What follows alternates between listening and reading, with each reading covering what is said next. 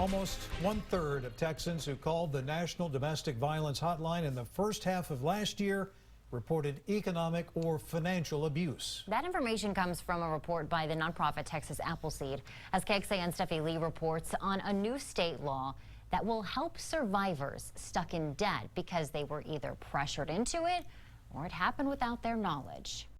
I was the type of person that if I didn't have the money for it, I'd save the money for it. Like, I'm just not one to use credit cards. So it was a shock when Cheryl learned that her ex-husband opened up 20 credit cards, either under her name or with her as a co-signer without her knowledge. I ordered the credit reports to get ready to be able to get student loans and stuff.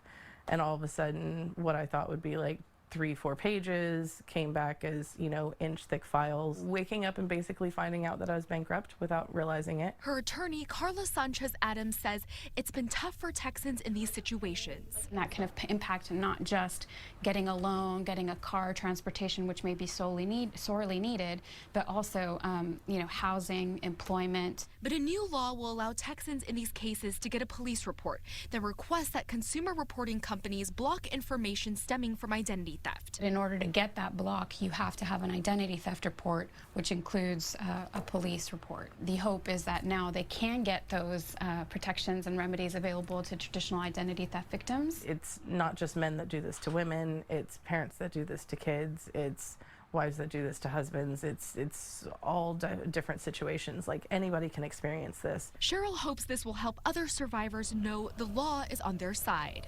Don't feel like you have to drown by yourself. Steffi Lee, KXAN News.